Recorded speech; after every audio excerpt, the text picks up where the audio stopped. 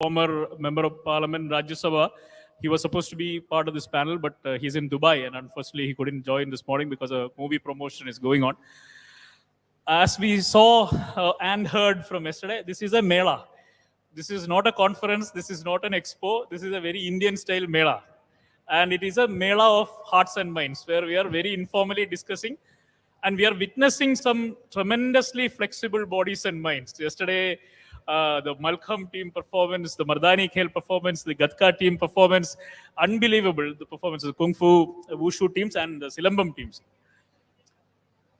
We are in an era where people are acknowledging that this will be not just the decade of India, but it will be the century of India. And yesterday, we saw some youngsters, 6-year-olds, 10-year-olds. We are very confident this will be the century. 2 panels were held yesterday. One was about the psychological impact of martial arts. The second one was Future of Martial Arts 2047. One common thread that was raised by all the experts who were here is that this will not work unless we include this in the curriculum. So that's why this panel becomes very, very special. And all 3 of you are eminently, deeply involved in academics. You are aware of what are the pains and hardships to get things into the curriculum, the kind of resistance that can come, how we can, sidetrack these things. But there is a lot of hope at this point, because COVID made us all aware of how far back we can go mentally and physically in a span of 2 years. So I would like to listen to each of you, give an opinion about your background with martial arts. I know all 3 of you have personal connections with martial arts, and how it has helped you in your life. So how it helped you in your life and how it is helping you in your life right now. We can start with Rajesree ma'am. This is a multilingual panel, so it doesn't matter if you switch languages also. Thank you, Dr. Arun Surendran, for that introduction. My fellow panelists and all the distinguished audience who are here. So I'm not a practitioner of this, but I do have exposure to this. One day when I was visiting this college, Trinity Engineering College, on the way back to my office, Dr. Arun Surendran suggested that I stop by at Kalari in Neemam, and then I had the opportunity to see a few students there performing this, and I was very much attracted by their performance and the way they carry themselves. And then I was suddenly fascinated by this, and then I went back, and I have 2 small daughters who are 11 years old. They are twins. They are here, and then I thought of sending them to Kalari. And this was a very there was a pertinent change in their life also. The way they took this form of art and their interest to go there and then be with the people and then practice and achieve something, which is not very common with the other forms of arts which they have been practicing so far till they became 11 years. So that is my personal experience. And then also in my present position as the Vice Chancellor, it is 3 years now, and I've been dealing with students of 18 to 22 years of age for 30 years.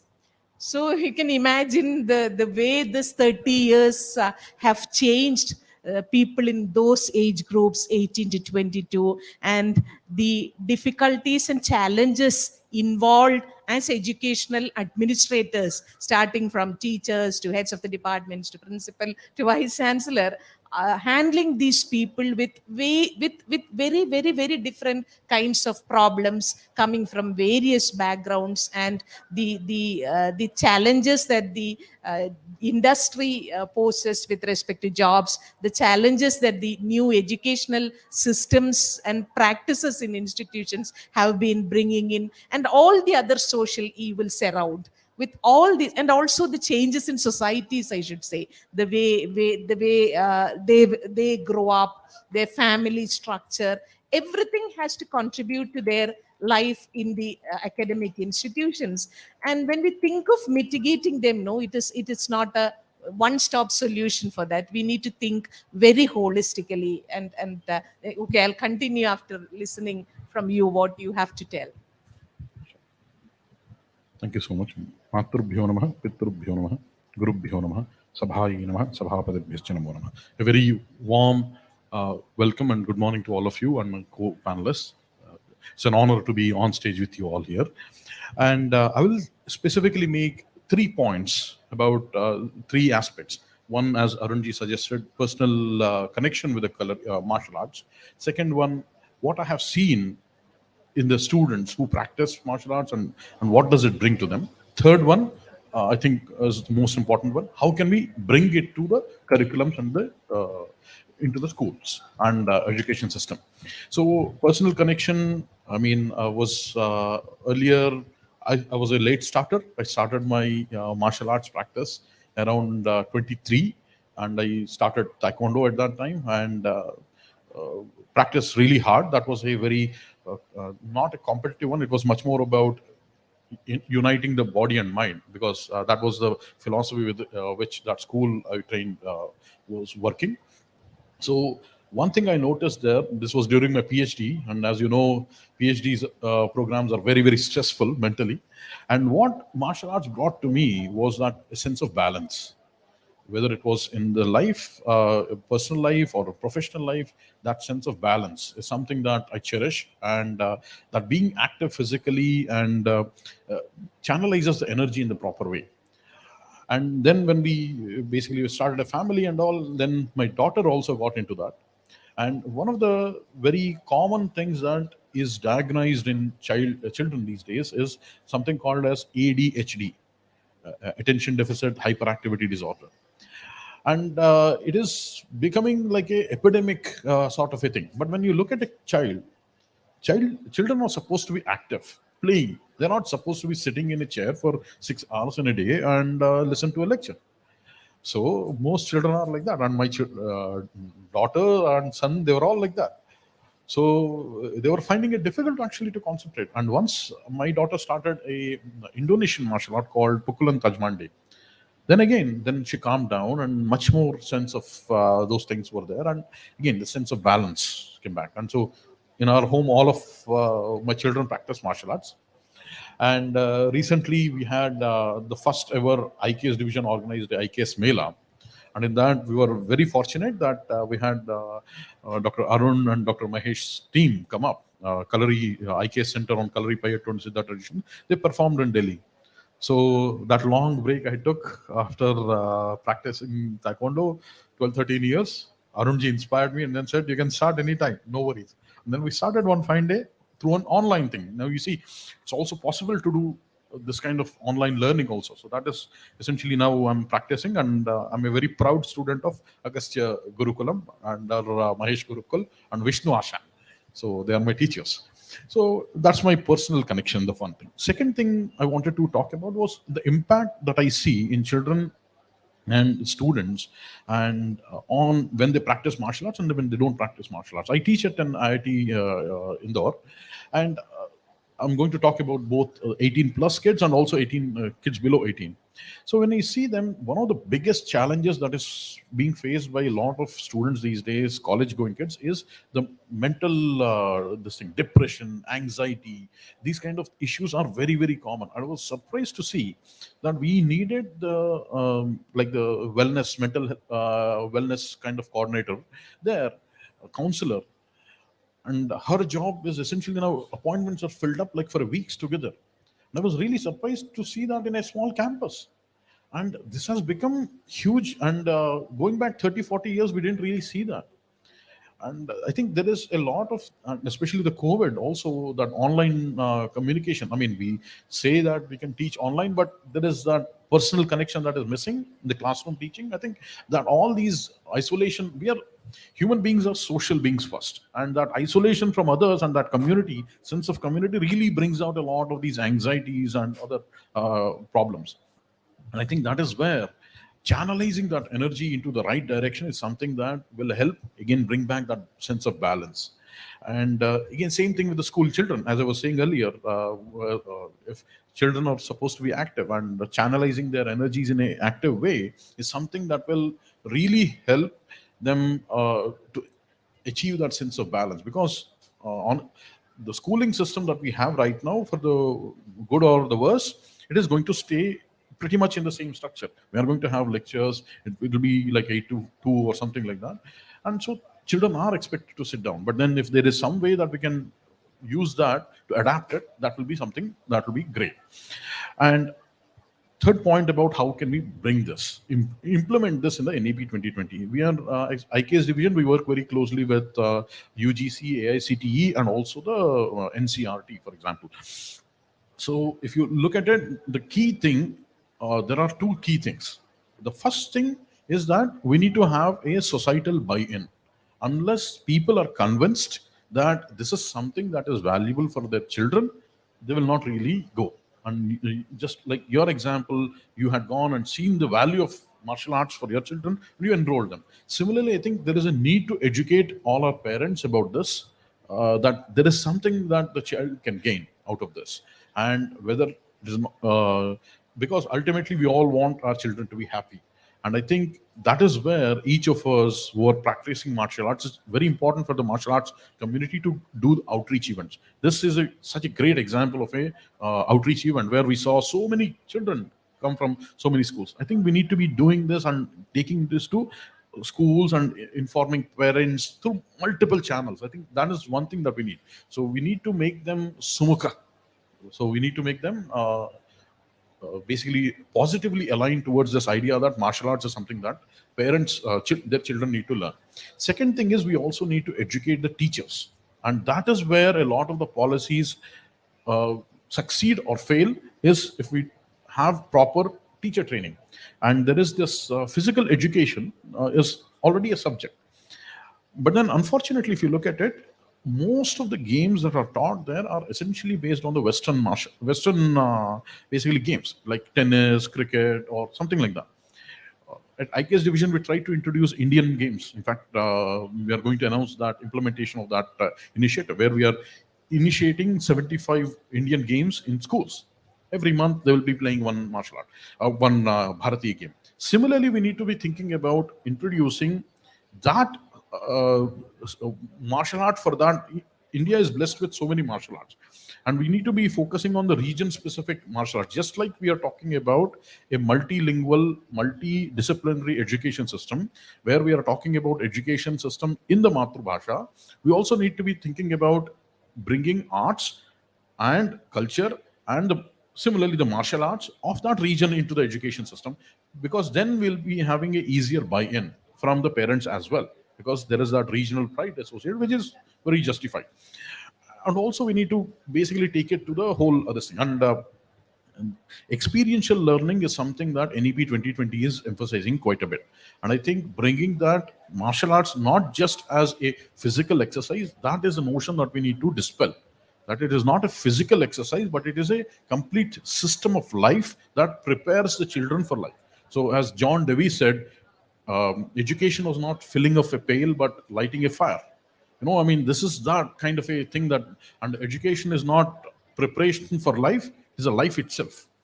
So this is something that we need to really inculcate. And if we can get that idea across, I think this is the right time. Next 1 year is going to be very critical, because a lot of syllabi for the school education is being made right now.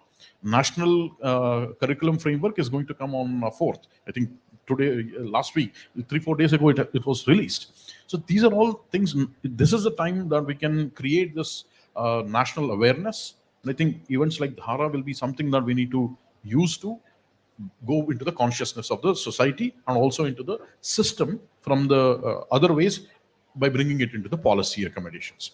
So those are the three things. Thank you so much. Anand, before you start, Anand is faculty at the Indian Institute of Space Science and Technology, and he has been through Indian campuses, Trivandrum campuses, American campuses, and now he's back in the campus where I believe the cream of the cream from India. They go to the IIST. So his experience would tell us among the student population, just like you mentioned the IIT. I want to learn about that as well. How is the mental health, physical health aspect of IIST students, and where do you see? Yeah. Yeah. So, namaskaram, everyone. Firstly, it's an honor to be a part of this panel.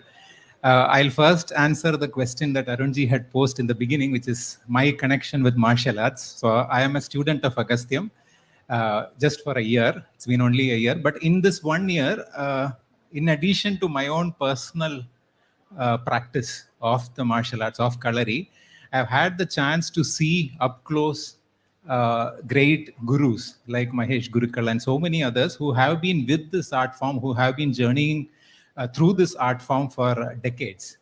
So I had the chance to interact with them. So I will speak with those impressions in my mind.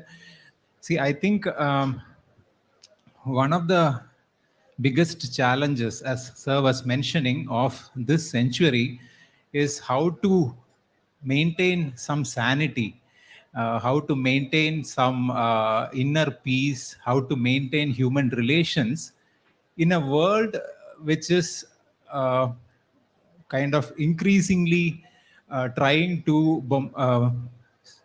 give you a sensory overload.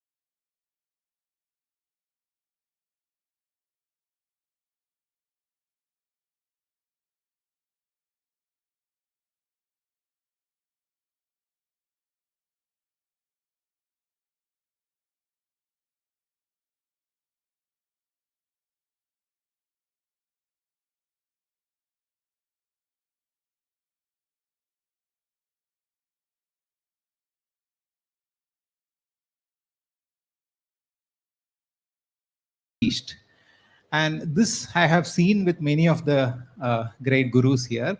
And so this is the wisdom, I think, that we somehow have to make accessible to the next generation.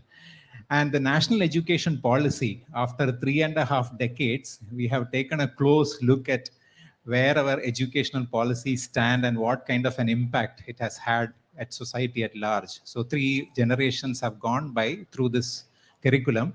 And I think this NEP is the right time. NEP 2020 is the right time. It provides the right framework to have this kind of a conversation and see how we can help students, not only students who are pursuing higher education, but right from the grassroots level, right from the young kindergarten level, how do we help them come closer to this wisdom so that they can use this wisdom to face the most important challenge for them, which is fear, I think.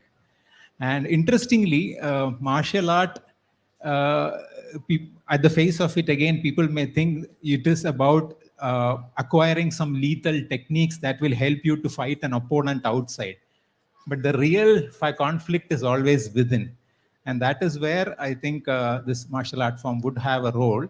So how to overcome fear, meaning how to overcome fear of failure in the classroom context, in the academic context. There are so much of expectations that, as sir and ma'am were mentioning, from everybody around them. So how do I cope with it? How do I take up challenges? How do I not shun away from challenges? So these kind of things, I think, we don't have to look anywhere else for this wisdom. The tools are already with us. It is just a matter of making it accessible to the children. And that is where I think the NEP conversation becomes very, very important. Yeah. Thank you, all three panelists. Uh, One of the things that you have mentioned is fear, Anand. And the other one that I would like to mention is it seems to me that our education system, with the British influence on it, it's geared towards escaping. This I have had numerous discussions with Vice Chancellor Madam as well. We want to escape from doing the assignment. We want to escape from classes. We want to escape from our state. We want to escape from the country. It is completely geared towards how I can lose my rootedness. Education is supposed to take you out of your entire given system. Yesterday, the Gatka team had used a wonderful word, virasat. Is that, see, what has come down to us as heritage, as a birthright, the entire education system seems to be set up in a way to escape out of it. Now we are in a position to challenge and bring it back. Years of discussions with Madam and Ayub sir as well, the Pro Vice Chancellor.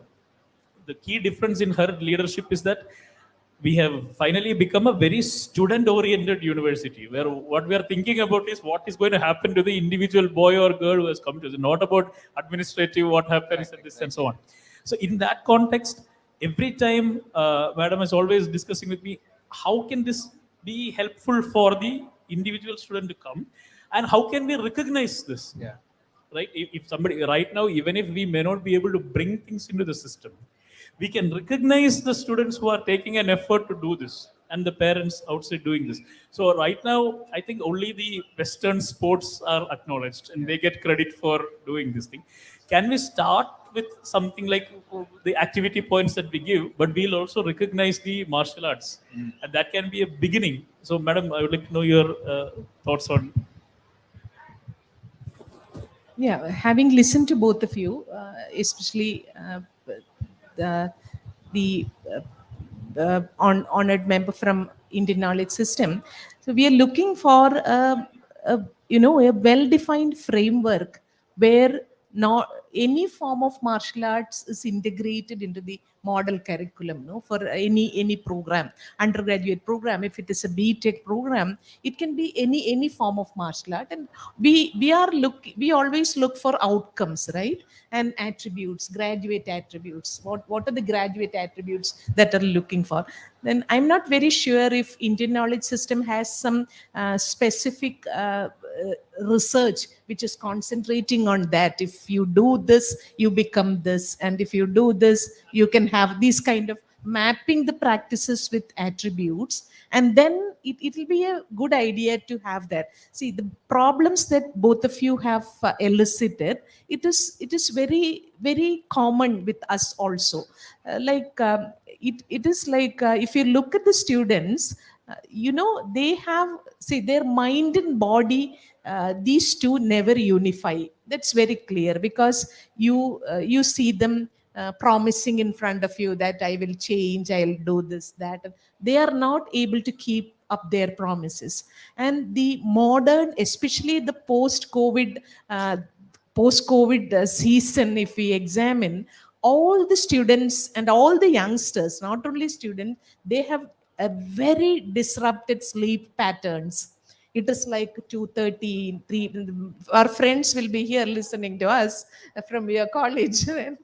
2:30, 3 o'clock, and then the day starts without breakfast, and then 11 o'clock have something. So the entire lifestyle has been shifted. So this has major impact on their daily activities, their routine when the classes came back, and also even students who complete their programs and join jobs, they are not able to stick on to that.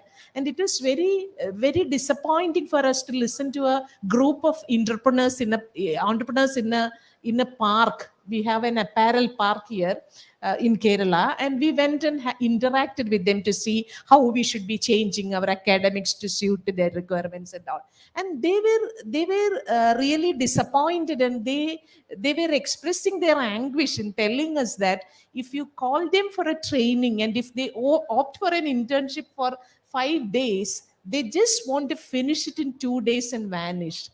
So the purpose of any action, leave the purpose of life aside, the purpose of any action or any program in which they are in is, it's to the maximum extent it is completely destroyed or diluted, and it is never acknowledged by the people who are in for that.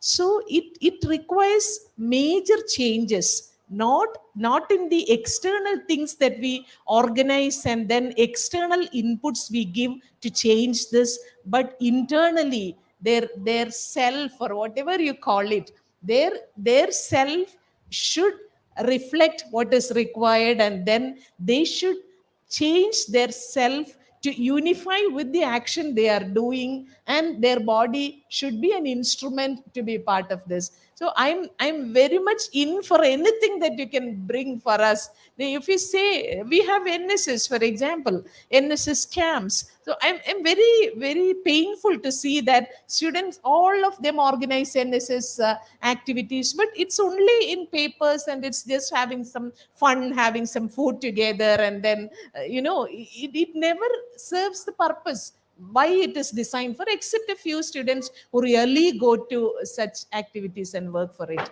So this has to happen at the personal level, and if it happens at the personal level, then that will impact all the activities they get into, their curricular, co-curricular, extracurricular, and in their jobs, and as individuals when they come out, it becomes very, very useful for them. So a very basic fundamental changing individuals is the need of the hour, and whatever we can do, whatever we can bring into the education system as mandatory requirements to do that has become very critical. Otherwise, what happens is, if you put something optional, you say you can innovate, we have everything to innovate. Innovation doesn't come unless we sit down and design programs. We have to have programmed innovation in the campuses. So we have a target and say we will produce this many, which is sometimes I feel it's ridiculous, but it can happen only if we have,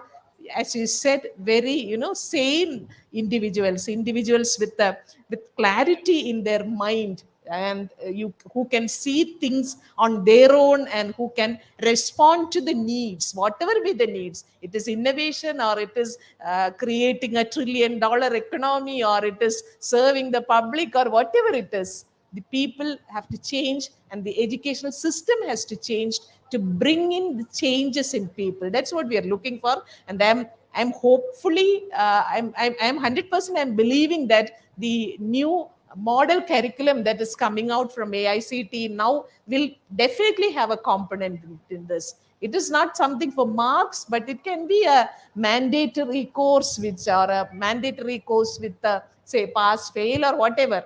But something has to be there, which each one of the students, you can have options like yoga, or this, or karate, or some other, any other form of martial arts, which is like, if it is region specific, it is okay to be like that, or it can as well be open. All these have been acknowledged by the whole world. Our forms of yoga or Sudarshana Kriya, and all these are being practiced.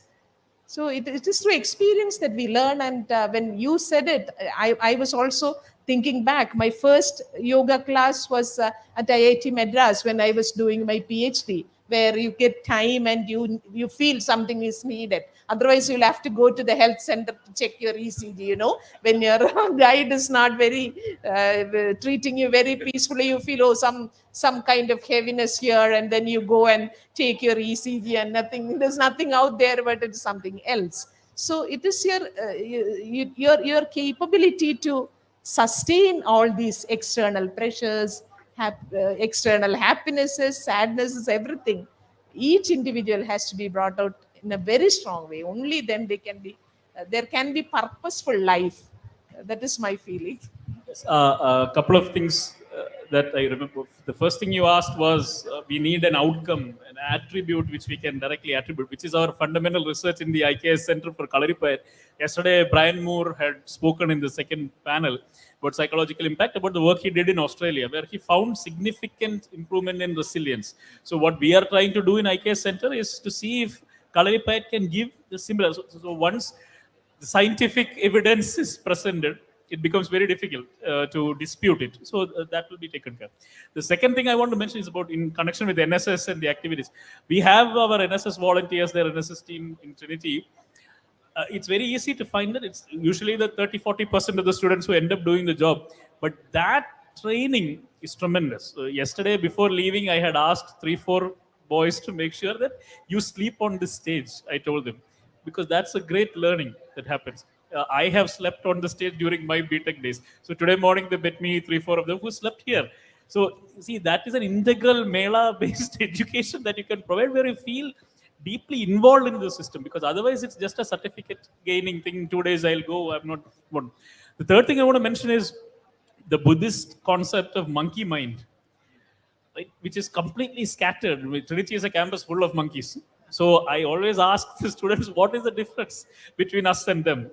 They immediately shift their attention to wherever they want to go. We are humans because we developed systems. We developed a way in which we can control our behavior and control the outcomes and so on. So that has to have now tools that will help them. I think martial arts is a great tool that can be provided. We shouldn't deny them the ability, especially when India has such phenomenal traditions that we saw yesterday. I think, again, the points that you touched upon, it should not simply be the certificate type of thing, but needs to be involved. I mean, there should be involvement of the students in a good way. That is very important. I think one of the things that all martial arts teach is the value of patience, because you will learn that physically speaking, that stretch will not happen in one day. If you push it too much, it will break. You have to stretch it slowly. And then this is another point that Nassim Nicholas Taleb, he wrote a book called Anti-Fragile. There he talks about how there are these systems which are actually gained from small, basically deviations from the ideal this thing. And life is full of all that. And I think we need to learn to tap into these different things, experiences, and grow from it, rather than be pulled down and weighed down by that. And I think integrating martial arts into our education system is a good way to do it. And the question becomes, where do we do it and how do we do it? Because that is a very important thing. And I think incentivizing it, not just as a certificate thing, but as something like a mandatory course is an excellent option. But then we also, I think, this is just my personal opinion, in the sense that I think there is this virasa, the Guru Shishya Parampara is a absolutely integral part of any tradition, martial art tradition. And I think we should also think about how we can respect that and keep that, and also make it mandatory from a curricular perspective. So I think one of the great ways that the NEP 2020 makes it available, enables us, is that they say that 30 to 40% of the courses can be taken online or in different modes. And I think making a mandatory course in some kind of what we can call it as a balopasana. I mean, we don't have to call it martial arts. We can call it as a balopasana. We are essentially upasana. We are doing the upasana of the bala, strength. And that is physical strength, mental strength, and spiritual strength. That essentially is what we are trying to do. And that can be taken outside the regular structure of a college or things like that. But of course, there will be some standards on as to who can offer, where they will be going, how many hours they will be doing, all that. But I think if we can think of a mandatory course outside the regular academic hours, because trying to fit everything into 8 to 5 is not a possibility. And then also, I mean, training starts at 6 o'clock. It doesn't in the morning, not in the afternoon, 2 o'clock after I'm full. So, right. So these are all things that we need to think about. Having a structure outside the regular hours will not impact the academics as such. So that will also give us that college is the thing that, okay, we're not treading into their already precious academic time, interaction time with the students. It is outside the class, which is also a good thing in the sense that it will engage the students in a very productive fashion in some things, rather than going into some other places where they can get into some kind of bad habits or things like that, or not use their time productively. This will be a productive use of their time outside the classroom, and also builds a community of students who are training together, and so that brings a sense of togetherness and all that. And also the thing is, if we are together with somebody in adversity, we build lifelong relationships with those people. And I think martial arts teaches you that you are pushing for that next push up, next two stretches and things like that. This is where we bond very well. And I think this is also very important thing. See, one of the things that unfortunately we are going too much towards the individualistic society, where it is all about me, myself, I, and all that. But fundamentally we are social beings, and then if we know that there is a support system that exists for me, I can count on my friend to come to my rescue, or to my this thing, when I'm in need at 9 o'clock in the night or 10 o'clock in the night. That gives me self-confidence also, and it is through bonding like this that we can actually have that sense of community. That also gives a sense of, again, peacefulness, as you are saying, because that internal peace is much more thing that is not so easily available and easily achievable. And I think doing all these things could be one way. So essentially, to sum it up, what I'm trying to suggest is that we can have some kind of a mandatory course, as you were suggesting, but outside the regular academic hours, and implemented by many of the martial art associations throughout the country, or even through programs like NSS or not, and things like that. But NSS might be too limited for this, because you need a regular practice for this, and that might not be fitting into NSS. But essentially making this like a mandatory thing would be a great way to get started. NEP 2020 fortunately enables that also. So those are the enabling things. Thank you. Yeah, I'd like to add a couple of points to all the excellent points that both of you have mentioned. So every year, 150 students join IIST. And for the last several years, we have been having a 10-day long induction program. And as both of you would be aware, and everybody in the audience would be aware, AICT strongly recommends that yoga and meditation be made an integral part of this orientation. So I have been part of a committee where we have been implementing this. And so during this 10-day long induction, every day starts with yoga and meditation. And we have wonderful instructors from the Art of Living Foundation who come and teach the students certain techniques which they can carry forward in their life. And at the end of the induction, what we find is that 30% of the students continue with the practices, and the remaining 70% slowly drop out. And when we ask the students why this is, they show the timetable to us and say, so where do I do this? So it's like a wall where all the bricks are stacked. You cannot insert a new brick unless you pull something out. And so this is really the problem at the higher education level. They are overloaded with courses. Everybody wants to teach for 40 hours a semester. And so they don't have the time, they don't have the breathing space to stand and stare at where life is taking them. So, but some students successfully manage to do that, and those are the 30% who benefit from the initial thing that we introduced to them in the induction program. So, which is why I will come back to my original point, which is that we have to catch them young. I think the younger classes is where there is a space and there is a time and there is an opportunity to experiment. And so you bring in the physical aspect of martial art at a very young age, because the philosophical aspect could be a little too high for them, but you give them all the tools, you give them all the techniques, you make them physically so well that the inner transformation would automatically happen. And at subsequent years, we can bring in the theoretical aspects of the philosophical aspects of it, all the jnana parampara that you were referring to, the Indic traditions, the Indic knowledge, all these traditions, the Siddhar tradition, etc. If we bring that in, it will resonate with them because they have already experienced this while growing up.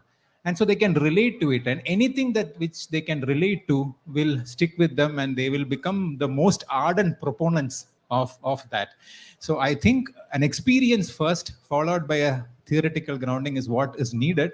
And this would eventually help higher education also. As ma'am was mentioning, the challenges of a new India is how do you innovate, how do you create a $1 trillion economy, etc. And there is this famous joke in all the management colleges that the best ideas happen not at the boardroom, but when you are in the shower. Okay, and that I think is another way of saying that the best ideas, creativity happens in silence. Okay, so when there is solitude and when there is silence, silence doesn't mean, I think, going somewhere on top of Agasthyam or hills or something, but silence means the ability to withdraw when you are surrounded by noise. And this quality automatically comes in when you have been trained in any Indic traditional art forms, whether it be dance or music or martial arts. So I think catching them young, making this a part of the younger class curriculum, and NEP provides the opportunity for it. For example, it is clearly mentioned in the NEP document that we have to teach less. Okay, I mean, we have to bring down the course load. And at the younger classes, the emphasis is on functional ability to acquire language and mathematics. To that, perhaps we should also add functional ability to improve your physical and mental well-being. And we don't, as I mentioned at the beginning, we don't have to look anywhere else. You know, the wisdom is already with us. It's just a matter of making it available to all, I think. Couple of things which were mentioned in passing. You talked about the society buying in, the social buy-in that is required. All three of you on stage, I think I have marketed Kalarippayattu to you, especially Agasthyam Kalarippayattu. And I keep doing, this is my 24/7, whoever I'm talking to, I do mention about Kalari and aspects. When I'm taking an auto rickshaw also, I'm talking to the driver about recently for the Vijayadashmi, the auto rickshaw I had taken 1 month back, he brought both his daughters and they were initiated into the Kalari. So there is this dissemination that all of us need to do at a personal level, not at the Mela level and the podium level. There needs to be a personal connect that needs to happen. Because I think to change the media is going to take a lot of effort. Today, Indian Express has a wonderful full-page article on this Mela. But obviously for the media, it needs to be the showy aspects of it, right? So there is very little mention of, our quotes are there, but there is very little that you can showcase in the media about how much discipline, focus, resilience, concentration, fearlessness they come in, because they cannot be shown. They are inner qualities. So that difficulty can be overcome only at a personal level. It's only because you come and meet Mahesh Gurukul, you come and meet Vishnu Dev that we understand this thing. So that has to go. And I think that brings me to teachers training.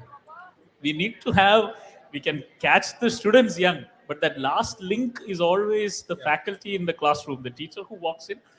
And yesterday, Dileep sir was mentioning this wonderful point. He said, it is not respect now, but it is fear of the teacher that is happening. Respect of the teacher would have created a totally different effect.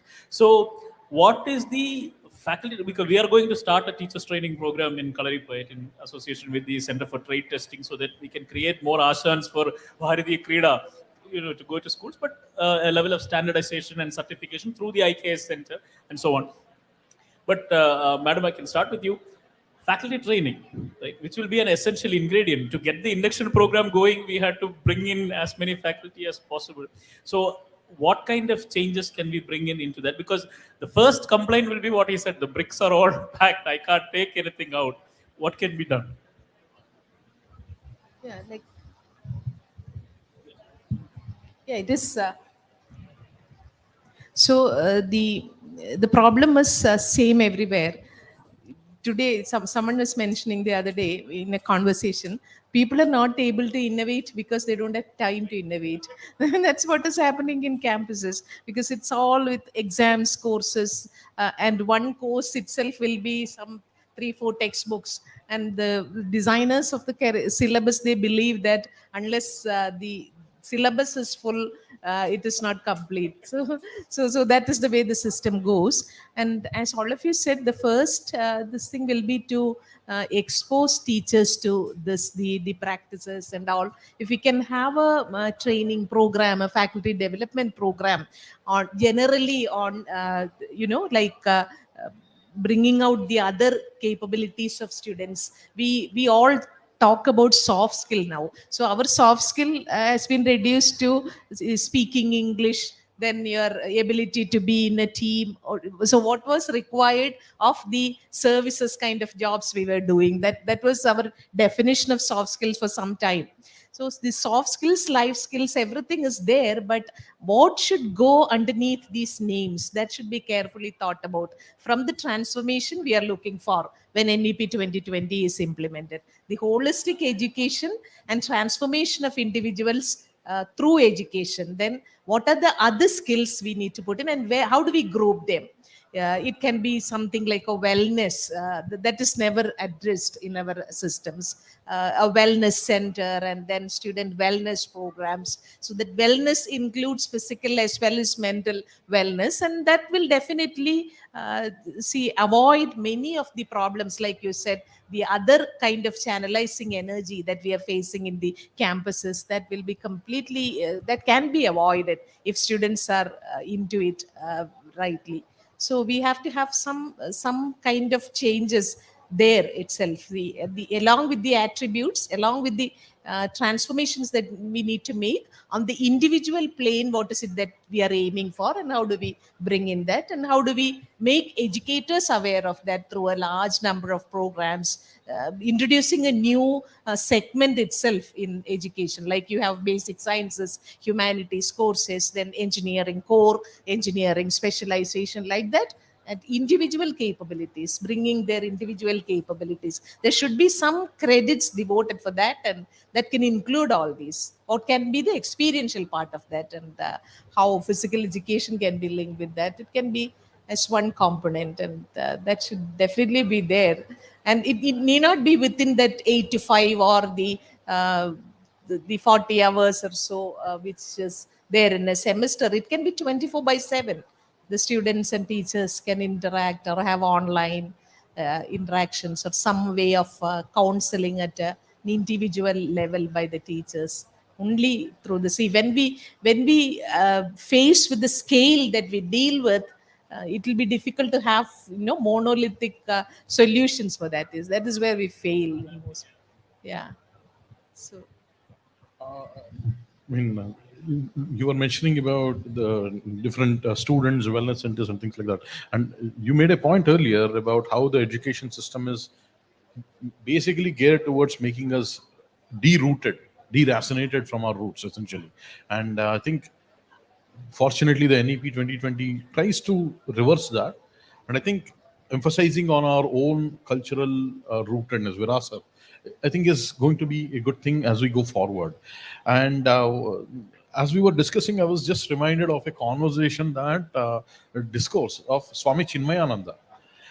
In one of his things, he said that why do we, he was talking about Navavida Bhakti, so 9 forms of bhakti and all. And then the example that he gave, I think, is something that is going to be relevant for us. He said, why do I not teach everybody only to become a doctorate in mathematics or doctorate in physics? So I'm not teaching only BSc in physics, only BSc maths for everybody. Universities exist because, and they function well. The strength of the universities is a diversity of the options that are available to students, so that a student who is interested in home science can go and do home science. Somebody interested in art can do art, and somebody who is interested in physics can pursue physics. So that is essentially the strength of the universities. And I think giving such options to our students also is something that will enable them to pursue different things, because not all of them may be interested in a particular martial art. Somebody may be interested in horseback archery, for example. I just saw that. Or somebody may be interested in kung fu, somebody may be interested in gatka or malakam. So it is basically as per the tastes of that person. And that is where I think the point that you mentioned about catching them young and exposing the physical aspects of these things at a very young age is something that is going to be very useful. And I think we are at IKS division, we are starting a new initiative, which is essentially called Kalashala, where every month a artist will go to the school and teach them 2 hours a week about that particular art form for a month. So essentially 8 classes per month. The whole idea is to give them a small taste of what is that, and to see whether they, I mean, the whole idea is they will be familiar with it. And after 1 month, the artist will organize some kind of a small thing there. And the students are now familiar with that art form. And in a year, they learn about 6-7 art forms like this. And then they go on and on. I think we can think about having something like this, where we teach 4-5 different martial art forms to kids at a young age in 1 year or 6 months. And we can have a group of teachers who are trained in these things. And then this happens like yoga day, you see the live demonstrations and all. If we can do that initial teacher training of the physical education teachers and then have them guide this. And one model we are following kind of at the IKS division is, because when you want to teach some kind of a very discipline specific course, you don't find that many experts. So what we are trying to do is we are creating these lectures, half-an-hour lectures, video lectures, which this faculty can play in the class, and the next 20 minutes of the classroom will be guided by that. So similarly, we can create these kind of modules where the physical education teacher will be participating and guiding the students after the students have watched the thing from an expert. Perhaps something of that sort can be done. And I think we need to really leverage the digital technologies to see if we can do that at a massive scale. And the scales that we are talking about, especially at school level, is really huge. And especially if we can do that in the Matrubhasha of the children, it will be even be more effective. And I really value that point that you said, that we need to catch them young at the physics and then introduce the physical aspects of the martial art. And then by the time they come to the higher education, when you talk about the philosophical aspects and then those things, you don't need external validation, because by that time they would have personal validation will be there. So the Shraddha will automatically develop for that. And then when they become young adults and then adults starting their families, they will automatically do this and the parampara will continue. So I think we have our task cut out for next 15-20 years to train this generation in such a way that they get exposed to these things. This is the hardest part of the work. And if we can implement this, after that the Jagannath Ratha Chakra will go on, Jagannath will move, and there is nothing we can stop. So thank you. Yeah. So to answer your question of what to do in terms of faculty training, yeah. So this the NEP is a document, and so the document has beautifully laid out the problems and what are the measures, corrective measures to be taken, what should be the vision. Now the real challenge is in how to roll this out. As with any policy document, you can either stop there or you can try this. So I think this has to be done in stages, and we cannot expect overnight results from this new policy if we make an attempt to implement it. And going back to this example of AICT's strong recommendation of yoga and meditation, so this many institutes have taken it up. And the way our institute has taken it up is we have not looked for a person within the institute to train them, but we have looked for a facilitator of this. So somebody who is passionate, somebody who is interested about yoga, they have made that particular faculty member as in charge of this. And the same can be done with if martial arts is also brought in. You can bring in facilitators at the school level and college level initially. Parallelly, concurrently, you also have faculty training programs where you give them a crash course kind of exposure on what this martial art form is, how it should be taught, etc. And over a period of time, we will have in-house trainers, in-house people in the college itself. When we have physical education instructors in schools and colleges, why can't we have martial art instructors also? It is very much possible. So transforming the vision into ground reality, there I think it's going to take time, and it is up to each institute, each college, each school to decide how it wants to try it out. What is applicable for a school in Uttaranchal may not be the same for what is in here in Kerala, because the circumstances are different, access to these art forms is different.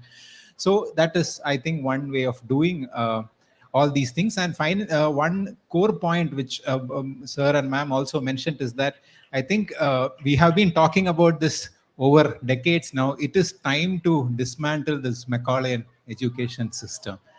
I think it has outlived its purpose. And it has outlived its purpose, if at all it had any particular. It's escapism, as you had mentioned, and we have to substitute something else there. And this NEP and IKS is the step in the right direction. So I think, so from teacher training to student training, I think you bring all these things in. That is where the direction is probably. Yeah. It was wonderful listening to all of you. It's almost been an hour, and Madam has another program at 11:30, so I think we can wind up. But overall, since yesterday, all of us are in agreement that it needs to be done, and now it's about taking the next step. But I think we heard the martial arts experts here. They are willing to cooperate and go to whatever extent needed to make this happen, and they are insisting that this has to become a habit. There is no other way, and habituation can come only if it gets into the system. So let's all focus on something like that. I was personally given a challenge by Dileep sir yesterday to make Trinity as the first college where an entire batch learns Kalari. And nobody left behind. So we offer such a program and then make that as a model, because he created the yoga village. Right, 17,000 people are practicing yoga in Kundandanam, Patranthita, where every family, one person, irrespective of religion, caste, creed, or anything, they practice. All the churches and mosques were the most cooperative for coming forward. So something like that in terms of Kalari or as a martial arts, we can start, and hopefully that'll be the first step forward. So thank you so much for being here and accepting the invitation. Thank you for the Kindly accept opportunity. a memento of appreciation from us, and we'll wind up. Thank you. Volunteers, please.